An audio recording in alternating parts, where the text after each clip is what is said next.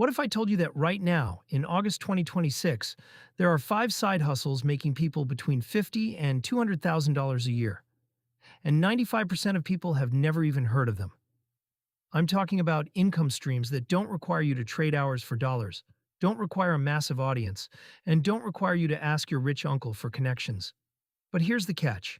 These opportunities won't stay hidden for much longer. The people who move now are going to be the ones who own these spaces in 2 years. So stick around because I'm walking you through all five of them today.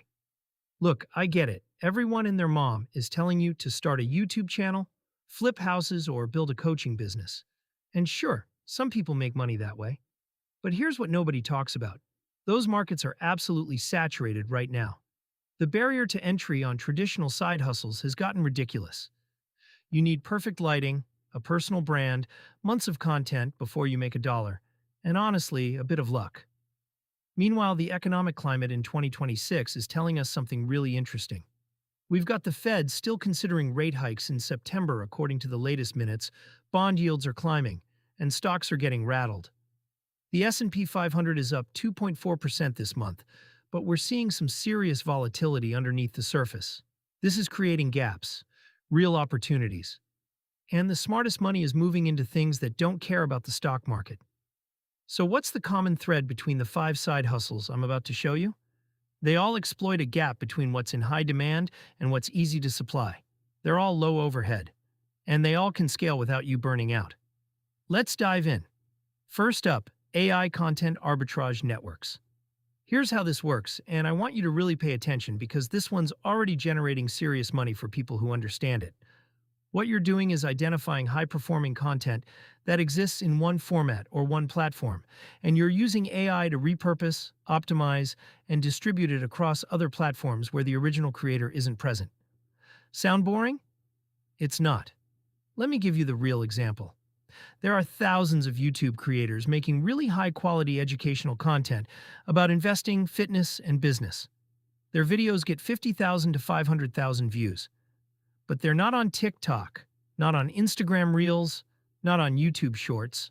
So what you do is, you license the rights to repurpose their content. You use tools like Opus Clip or Runway ML to break those long-form videos into snackable short-form content. You add captions, you optimize the hooks for each platform, and you upload them to a network of accounts. The original creator gets paid a licensing fee or a revenue share. You get paid from ad revenue and brand sponsorships on the short-form accounts. I know creators right now making $12,000 to $30,000 a month running 3 to 4 of these networks simultaneously. The investment? Maybe $2,000 for software subscriptions, and that's it. The time? 2 to 3 hours a day once you systematize it. The barrier to entry? Basically zero. But the knowledge gap is huge. Most people don't even know this is possible. Moving to number 2. Micro-REIT syndication platforms. This one's going to blow some minds because most people think you need $100,000 to get into real estate investing. That was true 5 years ago. It's not anymore. What's happening right now in 2026 is that platforms like Yield Street, Crowd Street, and some newer players are fractionalizing smaller commercial real estate deals down to $5,000 minimums. But here's where the side hustle comes in. You're not investing in these deals. You're operating them. Specifically, you're becoming a deal sourcer and operator. Real estate sponsors, developers, and property managers need deal flow. They need people who can identify properties, run numbers, negotiate with sellers, and bring deals to their syndication platforms. For every deal you source and see through to closing, you can earn anywhere from 50 basis points to 2 points of the total deal value as a sponsor fee. Let me translate that. If you source a $2 million commercial property deal, you're looking at $10,000 to $40,000. And you're not putting in your own capital. You're just bringing the deal. The platform handles the investor relations, the regulatory stuff, all of it. The real challenge here is knowing how to underwrite deals and having access to deal flow. But there are communities like Commercial Real Estate Services and local REIA groups in 2026 that are absolutely stacked with people who will mentor you if you show up and prove you're serious. Start with residential wholesaling if commercial feels too advanced. Same concept, same money. Number 3 is specialty data licensing. And before you tune out thinking this is boring, understand that this is how some of the smartest people I know are making money right now. with essentially zero competition. Here's the insight. Every business in 2026 is desperate for proprietary data, not generic data. Specific data about their customers, their markets, their competitors, their opportunities. So, what you do is identify a niche market, build a system to collect data that business owners in that niche actually need, and sell access to that data. Real example: health and wellness coaches need data on client retention patterns, pricing benchmarks, and what's actually working in their local markets. You could build a system that anonymously collects data from independent health coaches, aggregates it, organizes it, and sells it back as market intelligence reports. Another angle: Amazon FBA sellers need data on product performance, competition, and market trends in their specific categories. You can scrape, aggregate, and legally license that data. The startup cost is basically your time plus maybe $2,000 to $5,000 in tools. The recurring revenue potential? $3,000 to $10,000 a month in a good niche, because your customers are paying you to save time and make better decisions. The barrier to entry is that you actually have to understand your niche deeply, and you need to know data privacy laws. But both of those things are learnable. Number 4, creator fund management. This is the one that's getting less attention than it deserves. What's happening right now is that there are hundreds of small to mid-sized creators, people with 50,000 to 500,000 followers across YouTube, TikTok, and Instagram, who are making really good money, but they have zero business infrastructure. They don't have a manager, they don't have accounting, they don't have deal negotiation capabilities. They're leaving money on the table constantly. So what you do is you become a fractional manager for these creators. You take a percentage of new revenue you bring in. And the focus is on new revenue, not what they're already making. You negotiate better sponsorship rates, you help them launch digital products, you connect them with brand deals they didn't know existed, you help them understand their tax situation, you structure their business better. For every creator you bring on at a 20 to 30% cut of new revenue. And if you can help them go from $5,000 to $10,000 a month to $20,000 a month, you just put $5,000 a month in your pocket. And you can manage 4 to 6 creators simultaneously. The barrier here is understanding creator economics and having relationships in the creator space, but you can build those relationships starting literally today.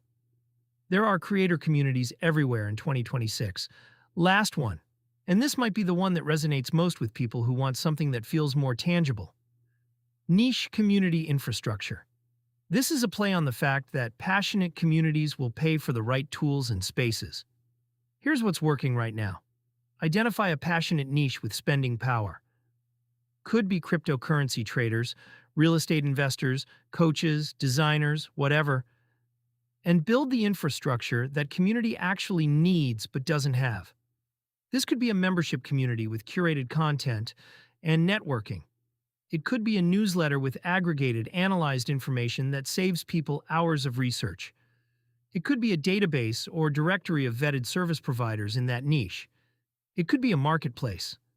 The reason this works is that niche communities are willing to pay significantly more for things because the alternative is spending their own time researching or getting bad information.